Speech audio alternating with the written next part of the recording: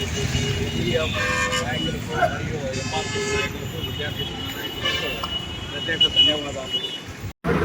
SC వర్గీకరణ కోసము మాన్యశ్రీ మందకృష్ణ మాదిగ గారు సుప్రీంకోర్టులో వేసిన పిటిషన్కు మద్దతుగా సుప్రీంకోర్టులో కేంద్ర ప్రభుత్వం మద్దతు తెలపడాన్ని ఎంఆర్పిఎస్, ఎంఈఎఫ్ అనుబంధ సంఘాల ద్వారా కేంద్ర వైఖరి పట్ల హర్షం వ్యక్తం తెలియజేస్తున్నాము.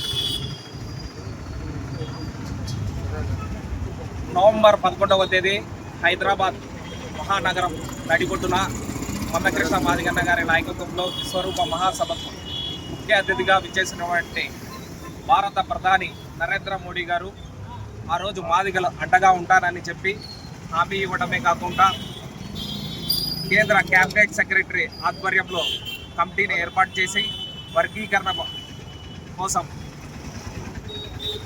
వేగంగా పనిచేయడం జరిగింది.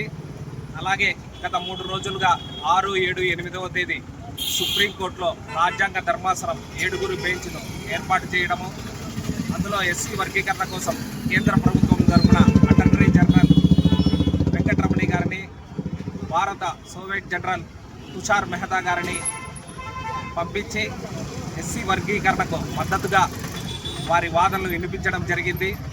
అలాగే ఆంధ్రప్రదేశ్, కర్ణాటక, తెలంగాణ, పంజాబ్, తమిళనాడు, హర్యానా నుంచి కూడా వారి ప్రభుత్వాలు అటార్నీ జనరల్ని పంపించడము, మాదిగల ఎస్సీ వర్గీకరణ కోసము అనుకూలంగా వాదనలు వినిపించడము, అలాగే భారతదేశంలో ఉండేటువంటి ప్రముఖ న్యాయవాదులందరూ కూడా వర్గీకరణ అనేది ఆవశ్యకత ఎంతో ఉంది, దీని ద్వారానే అట్టడుగు వర్గాలకు న్యాయం జరుగుతుందని సుప్రీంకోర్టు ధర్మాసనం ముందు వాదనలు వినిపించడము, ప్రతివాదనలు కూడా జరగడం జరిగింది. దీని యొక్క ఆవశ్యకతను సుప్రీంకోర్టు ధర్మాసనము పరిశీలించి లోతుగా పరిశీలించి తీర్పును రిజర్వ్లో ఉంచడం జరిగింది. ఈ తీర్పు రిజర్వ్ ఉండే తీర్పు ఎస్సీ వర్గీకరణకు అనుకూలంగా వస్తుందని మేమందరము హర్షం వ్యక్తం చేస్తున్నాము. అలాగే ఎస్సీ వర్గీకరణకు అనుకూలంగా కట్టుబడి ఉన్న కేంద్ర ప్రభుత్వంకి ఎస్సీల తరఫున హర్షం వ్యక్తం చేస్తున్నామని ఈ సందర్భంగా తెలియజేస్తూ మాకు అవకాశం ఇచ్చిన ప్రతి ఒక్కరికి పేరు పేరున ధన్యవాదాలు తెలియజేస్తున్నాం.